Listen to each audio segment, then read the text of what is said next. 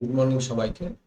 দেখো, আজকের ক্লাসে আমি তোমাদের পাইথনের যে পার্টটা বাকি ছিল, মানে কমেন্ট কি করে লেখা হয় সেটা দেখো। কমেন্ট লেখার জন্য পাইথনের সিনট্যাক্সটা আগে দেখে নাও।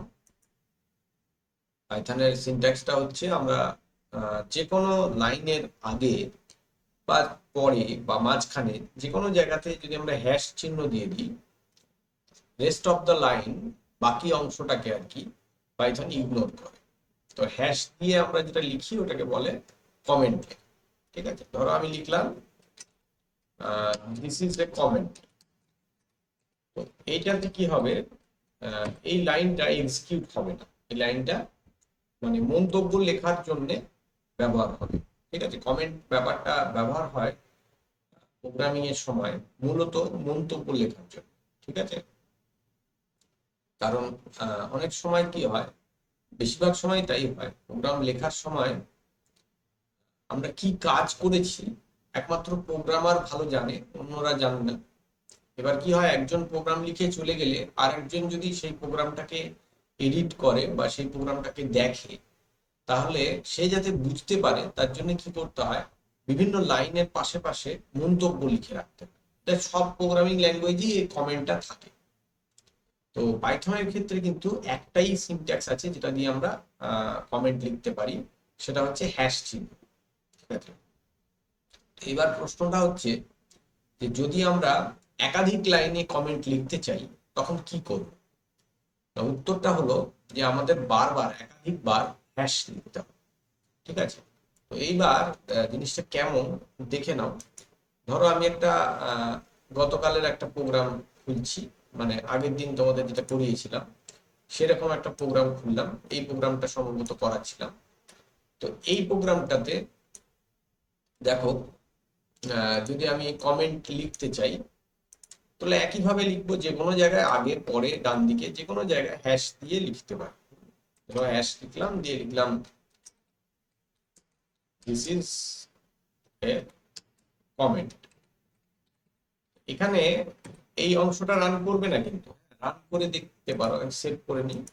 এবার দেখো রান করছি, দেখো ওই অংশটা বাদ দিয়েই রান করছি। ঠিক আছে, তার মানে ওই হ্যাশ দিয়ে আমরা যে কোনো আহ, জায়গায় যে কোনো লাইন লিখতে পারি। আবার ধরো আর একটা লাইন লিখবো, তাহলে আবার একটা হ্যাশ দেবো। তো দিয়ে লিখলাম this is also a comment, এরকম লিখে দিলাম। তো দেখো এই লাইনটাকেও কিন্তু একই রকম ভাবে পাইথন মানে ইগনোর করবে। এই যে করলো, তার মানে রান করে গেল।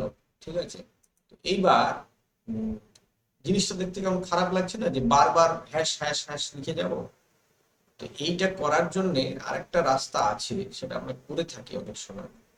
সেটা হচ্ছে পাইথনে, মানে সাধারণ ক্ষেত্রে পাইথন ভ্যালু গুলোকে এক্সিকিউট করে না। যে কোনো ভেরিয়েবলের ভ্যালু, ভেরিয়েবল তো আগের দিন বোধহয় বলেছি ভেরিয়েবল জিনিসটা কি। যে কোনো মানকে পাইথন সেইভাবে এক্সিকিউট করে না। তো সেই জিনিসটাকে আমরা কাজে লাগাতে পারি। যেমন ধরো আমি লিখলাম 5, দেখো 5ই দেখিয়ে দিল। মানে 5কে নিয়ে ও বিভিন্ন রকম কাজকর্ম কিছু করলো না, কিন্তু মানে ডাইরেক্ট কোনো ভ্যালু দিয়ে যদি আমি লিখি কোনো লাইনে পাইথনের, সেটা কিন্তু পাইথন আলাদা করে কিছু এক্সিকিউট করে। সেই রকম ভাবে যদি আমি একটা ডবল ইনভার্টেড কমার মধ্যে ধরো লিখলাম দিস ইজ এ স্ট্রিং, তাহলে কিন্তু পাইথন এটাকে এক্সিকিউট করবে না, ওইটাই প্রিন্ট করে দেবে, যেটা লিখলাম ওটাই দেখাবে, দিস ইজ এ স্ট্রিং। ঠিক আছে, তো এই জিনিসটাকে আমরা মানে যখন ফাইলে লিখবো, ওই স্ক্রিপ্ট মোডে আর কি যখন লিখবো, তখন এই জিনিসটাকে, এই ধর্মটাকে আমরা কাজে লাগাতে পারি। তো আমরা কি করব, যে কোনো জায়গাতে ধরো এই কমেন্ট গুলো লিখছি, এই গোটাটাকে একটা ডবল ইনভার্টেড কমার ভেতরে ঢুকিয়ে দেবো। সাধারণত ডবল তো ব্যবহার করা হয় হয় না, 3টে ব্যবহার করা হয়।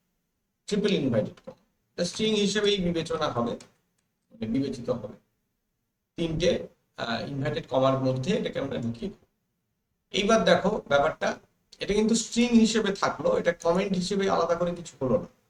কিন্তু যখন আমরা রান করতে যাব, দেখো এখানে ওটার কোনো এফেক্ট আমি পাবো, ঠিক আছে। এবং এটাকে একই কাজ, তিনটে ডাবল ইনভার্টেড কমা দিয়ে তার ভিতরে আমি 1 লাইন 2 লাইন 5 লাইন যত খুশি লাইন লিখতে পারি, ঠিক আছে।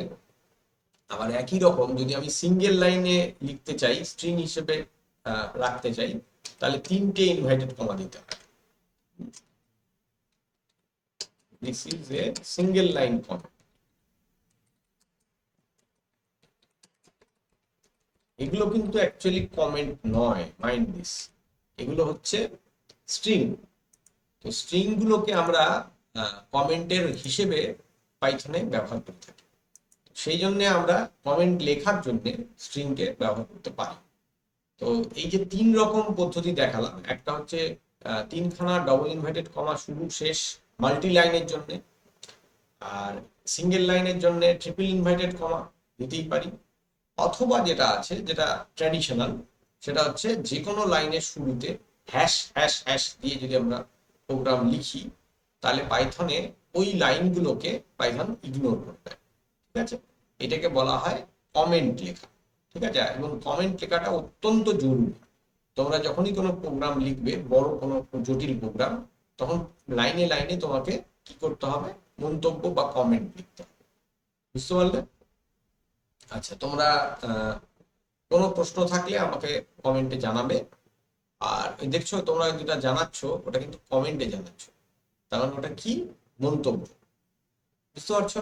সেই মন্তব্যটাই পাইথনের ক্ষেত্রে আমরা এইভাবে করতে পারি। ভালো লাগলে লাইক করবে। আজকের ক্লাসে এইটুকুই রাখছি, আবার পরের দিনের ক্লাসে পাইথনের ক্লাস করব। Thank you so much.